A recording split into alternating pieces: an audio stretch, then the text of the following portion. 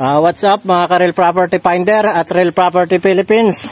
Time check po tayo. Ngayon po is 4:24 ng hapon. October 18.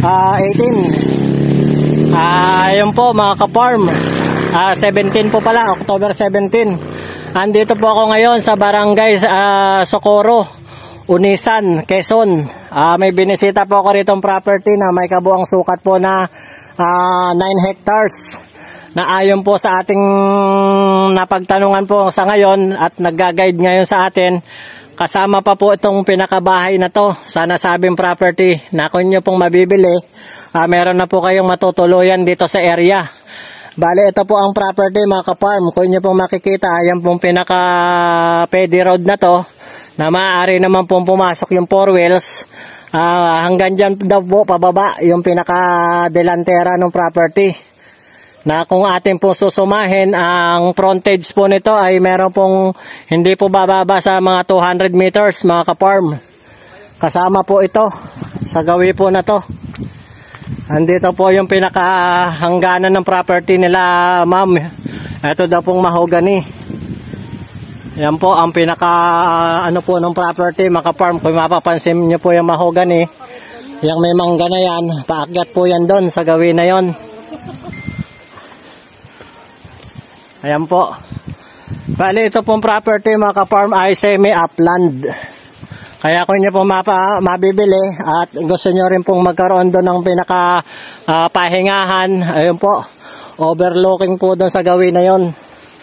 At ito pong property mga ka-farm, kung nyo pong makikita at mapapansin, dasik na dasik po siya sa puno ng nyog.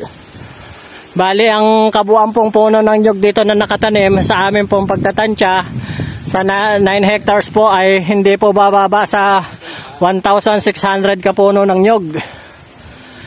And then, meron pong mga ilan ditong mga fruit bearing. Kagaya po ng rambutan, kalamansi, mangga. And then marami rin po siyang mga hardwood dito sa area. Kagaya po nitong mahogany. Meron po tayo doon napapansin na batino. Yun po sa gawin na yon. And then ito pong property mga ka-farm. Ayan po, meron po siyang street light. And then wala pong problema dito about sa electricity. Saka po sa signal ng cellphone. And then according din po kay ate na kausap po natin, bale ito pong property mga ka-farm ay nag-harvest pa po ng nasa 7 tons po na kabuo ng nyog every 2 months. Bale kung nyo po mapapansin, ayan po may mga pinagbalatan po siya ng nyog dito sa area.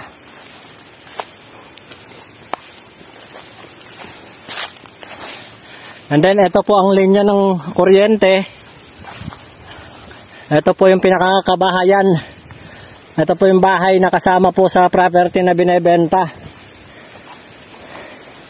And then ito po yan, bali kabilaan po ito mga ka-farm. Kaya ito pong space po na to, itong mga kanyugan po na to, yan, kasama pa po ito sa property. Yung pong pinaka po nito mga ka-farm, kasama po na 9 hectares. According po kila ma'am, bali naka po ito, 2 title. 2 title po ito mga ka-farm. Dahil yung pong kulang-kulang 7 hectares ay napahiwalay po. Bali meron daw po isang property na pagitan na atin din pong sasadyain sana kung medyo maaga-aga pa po. Dahil nga po na ngayon po ay mag-po 4:30 na po ng hapon.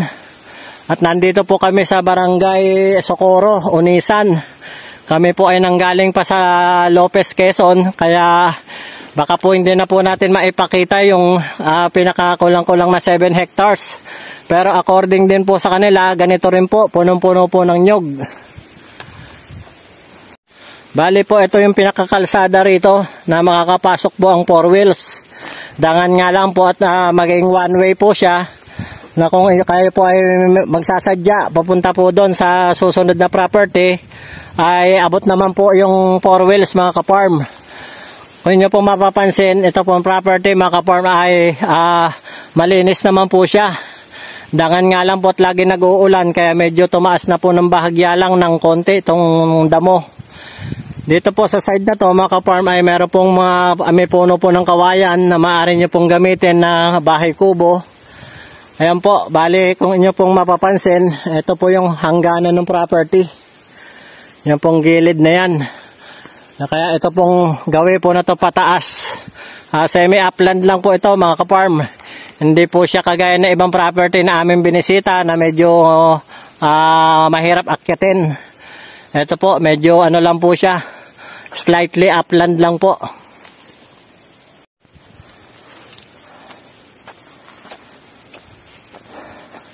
Bali, ito pong property mga ka-farm ay titulado. At nasa ano pa po to? Original Certificate of Title. And then naka ano po to sa dalawang nakapangalan po to sa mag-asawa, dangan nga lang po at pumanaw na raw po yung lalaki. Kaya ang naiiwan na lang po ay yung isa, yung babae po na siya pong maaaring pumirma kung magkakaroon po ng bilihan. Kaya sa mga interested buyer po, tawag na po kayo sa number na makikita nyo sa inyong screen at sa WhatsApp Viber po para sa dagdag katanungan. Para po dito malaman nyo yung kabuuan ng detalye dito sa nasabing property. At huwag nyo rin pong kalimutang bisitahin ang aming website na nakalagay po dyan sa pinaka ano po ng ating description. Sa mga OFW po, mag-ingat po kayo kung saan man po tayong panig ng mundo naroroon. Dahil kagaya nyo rin po dati, kami rin po ay dating OFW na magkapatid. Kaya alam po natin ang hirap at mga sakripisyo na malayo sa pamilya. Kaya sa mga nagnanais po mag-invest na mga OFW, ito po, may mga property po tayo rito pagpipilian. Baka po meron na po kayo magustuhan. Bisitahin nyo lang po ang aming YouTube channel at Facebook account. Yun lamang po mga ka-farm. Maraming salamat po at isang mapagpalang araw po sa ating muli. God bless us all po sa ating lahat mga ka-farm.